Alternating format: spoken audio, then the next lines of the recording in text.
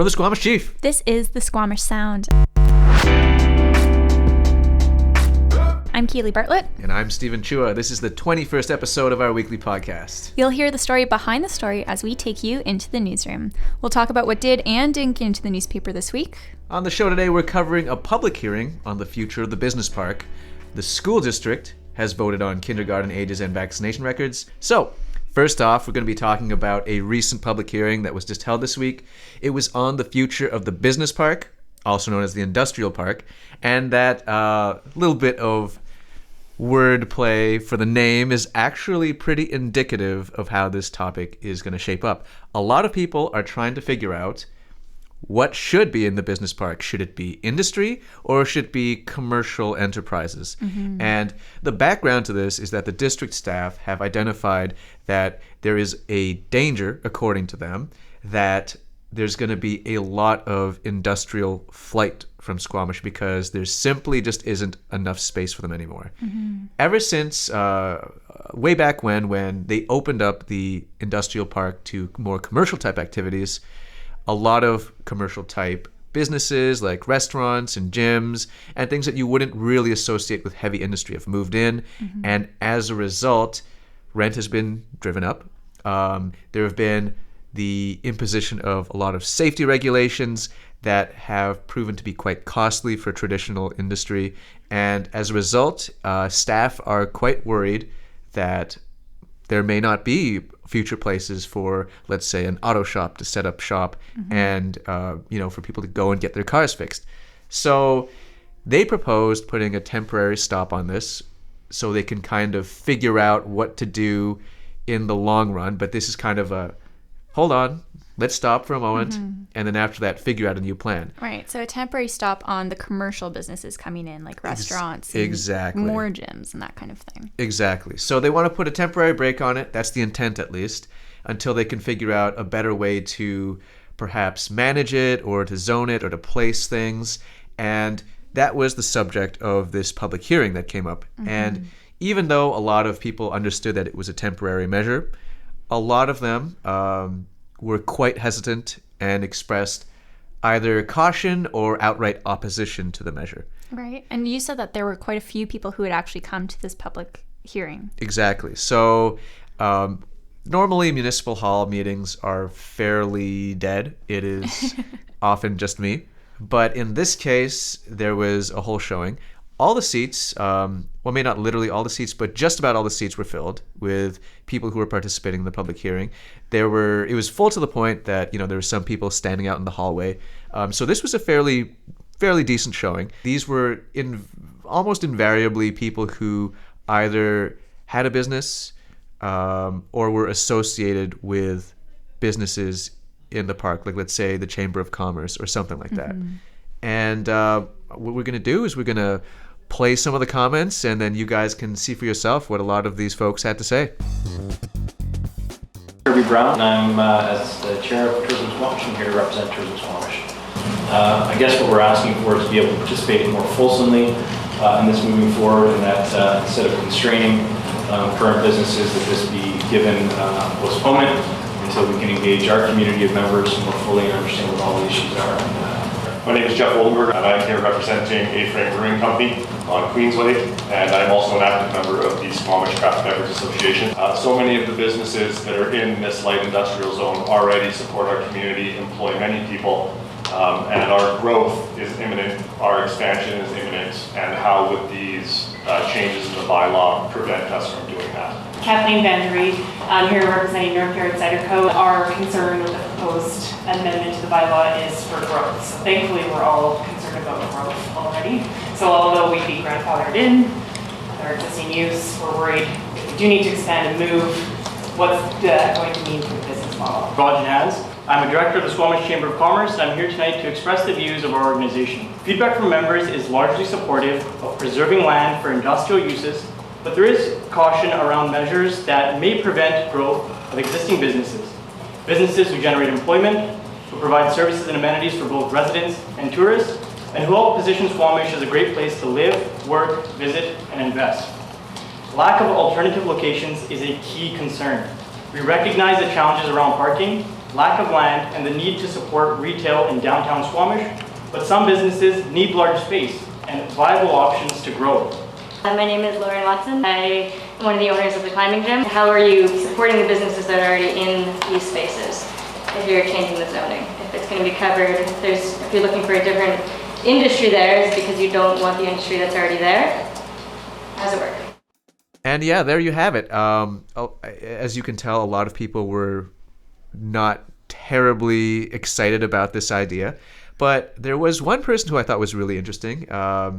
He was the sole person who actually represented the other side of the argument, which was what would happen if there was no freeze. And he identified himself as both a landlord and a tradesperson. So he had a very interesting perspective from, I guess, both sides of the argument. So we're going to play a little bit of him. Well, Colin, I own 6 properties. It's very hard for a motorcycle shop, or a mechanic shop, or a tire shop, or a fabricating shop.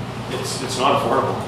Now, as a landowner, it's great because the lease rates are quite high compared to what they used to be. But as a tradesperson, it's bleak. Okay, so that was basically everything for the public hearing. Inevitably, council decided that they would go ahead and put that freeze in anyway. They unanimously decided to vote in favor of that, so it will be happening. They said that it was, they acknowledged all the things that they heard, but they said, you know what, this is an imperfect measure. We just have to put a stop to this right now. Hopefully we can figure out something better in the long run, but a lot of them said it was a blunt tool to make this happen. So is there an idea how long this measure might be in place for? Yeah, so the idea is that there is a zoning bylaw overhaul which staff are developing at the moment. And if everything goes according to plan, this overhaul should be in effect sometime next year. So this would presumably take about a year. And by the time the year is up, there should be a better solution in place. And how does this affect the businesses that are currently opening there? So we know that Dairy Queen is coming up and that Mags 99 has moved from its highway location into that area and they haven't opened yet. Does this impact them at all? So the idea is that anything that's already in process, so let's say if you've already got a development permit or some sort of thing stating that you're going to be opening, it's not going to affect you. But it will prevent any other future businesses from applying and getting in if they fit the definition of what they consider to be too commercial. Existing businesses will still, like if you're already there and open and functioning, they're not going to come in and shut you down or anything like that. That's going to be fine. But it may impact your ability to expand, which is something which a lot of people said, what if I want to renovate? What if I want to add a new unit? What if I want to do this? Most likely, you probably won't be able to do that. Jeez. Well, thanks for the update, Stephen. Yeah, no problem.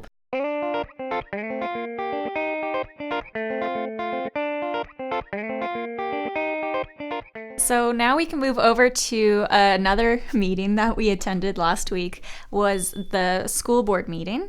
And so after this one policy had been in the works for a few weeks, it had come up quite a bit, and there was a lot of talk on Facebook from some concerned parents about what the age-appropriate kindergarten registration would mean for students.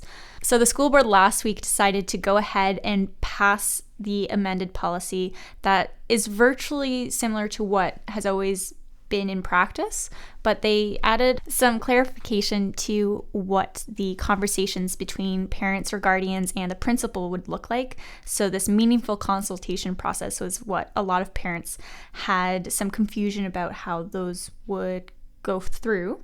And then they also passed, because they legally had to, the vaccination records policy that previously our school district and many in BC had a policy that if you have records, we'd prefer to see them. Now they're saying if you have records, we need to see them. And if you don't, we need you to declare that your student or your child has not been vaccinated. It's not that these students need to get vaccinated. Right. Nobody's going to be banned from the school if they haven't been vaccinated. But the schools, since the measles outbreak earlier this year, the Ministry of Education is saying that this is a requirement for school districts across the province. And so that was one part that the school board here didn't really have much of a say in, but for their kindergarten and age appropriate policy, they don't really have much of a say in that either, because that is also the grade 1 age requirement is mandated from the Ministry of Education as well. So that's a little bit of a wrap up. But one thing that was interesting is, whereas your business park meeting for the council was pretty packed, the school board meeting wasn't. So during the day when they're discussing policy meetings, they have different committees sit. So one of them's the policy, and that's when this measure came up. Nobody was there except for me. And then, which is, understandable. It's the middle of the day, so not too many people can come sit through a meeting and see what's happening. Right. And then they have a later public meeting as well. It's similar to council. They have these meetings throughout the day, and then most people come later in the evening when presumably they don't have work. It's a little tricky with the school board because most of the people who are interested in what's happening in the school board have kids. So when they're not working, they're with their kids, they're taking care of them. So I understand that it's a little difficult, but we did have a lot of parents who were concerned about this policy. And then also later in the public meeting, we had a lot of people were present for some of the student presentations. But when it came to the time when this policy was being passed, yet again, I was the only one there. So it is really interesting. We do get comments from parents talking to us that we do try to include the parent perspective if people are willing to go on record when they have these concerns or these issues. But it is hard to do if nobody's there. And this is something we've talked about before. But, sometimes we get messages of people saying, oh, I meant to be there. And, it's good that the intention's there, but it doesn't count if you're not. Yeah, right? That's a really interesting point, because this is a very common recurring theme in a lot of our reporting, where a lot of people are very willing to be very engaged keyboard warriors, but when it comes to showing up and actually speaking out regarding any type of policy, you just don't really see them. And I'm not really sure if it's an intimidation thing or if people are just unaware of process, or just scheduling conflicts. Yeah, so it is definitely interesting. It's something that I've noticed the few months I've been working here. But yeah, so, if you want to be heard on a topic, reach out to us, but show up.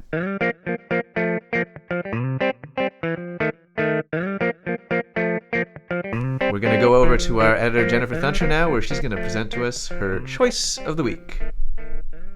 Can I say you're drinking coffee while we're doing that? Yes. You got a mug of coffee. I need it. Okay, it's Friday.